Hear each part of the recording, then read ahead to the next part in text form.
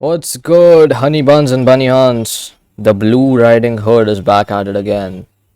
All day, every day.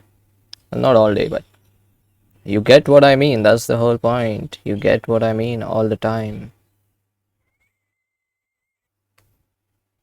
Okay, let's talk about something serious.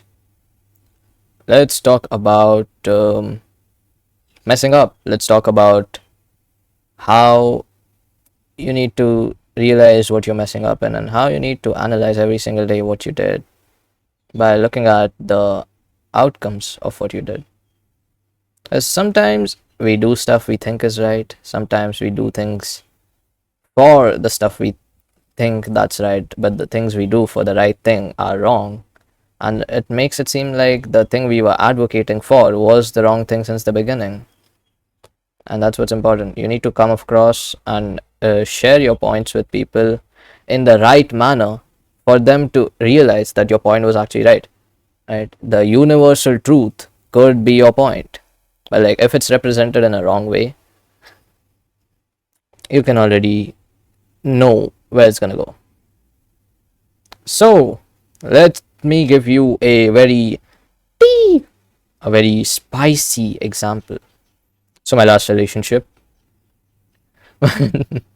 This is I'm low-key just content farming my last relationship at this point, but who gonna stop me, boy? So yeah, let's talk about it. So my last relationship, there was themes from my end of lust, of wrath, and to some extent even pride. And I realized that I was lucky. I got very lucky that the person I was in a relationship with was, pretending to be someone they want, and nobody knows the real them. And, all Sigma, Ayano, Koji quotes and stuff, whatever. So, in essence, they weren't my person. They were just pretending to be someone they weren't just to, you know, get validation. I don't know what the point was, but yeah, thing is, they were wrong for me. They were wrong for me, and I could have ended it there. Okay, I could have ended the thought process over there. This person was wrong for me. That's why it didn't work out. No, I went a bit further. Right, while I'm journaling, while I'm thinking, while I'm talking to myself like an insane person, I realized that even if the person I was dating was the most perfect person in the world, the most genuine person in the world, I still would have messed up the relationship with everything that was wrong within me. And I feel like that's what we need to be doing. I have always, ever since I was a kid, if the other party was proven wrong, I just wouldn't analyze anything about myself because in the bigger picture, I'm right because they're wrong. That's not always how shit works. You could be wrong and the other person could be more wrong, way more wrong, but you could be a little wrong. And if you are able to realize where you went a little wrong, you fix it, boom, you improve.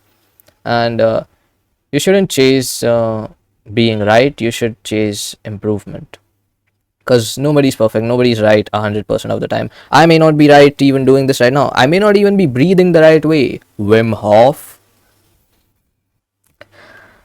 Yeah, most people are not gonna get my references, but not like more than one person watches my video. So yeah, what my point is that since that relationship ended, asterisk, hashtag, star mark is the asterisk, kill me, I stopped, getting angry. I've actually like eliminated my anger like 99% right now. I rarely get angry, and if I do, it's gone within 5 seconds, and that's improvement. Even the lust aspect, brother. I have lowered my gaze so much, where it's like I'm actually starting to respect myself for avoiding most stuff because these days like 30% of females are wearing like provocative stuff, and then online it's like more like 80% because I watch white people content mostly. Even though I'm Indian, I don't be watching Free Fire highlight reels because like that's just what I grew up with. I grew up watching like British stuff with American stuff on YouTube since like 2020 lockdowns and stuff.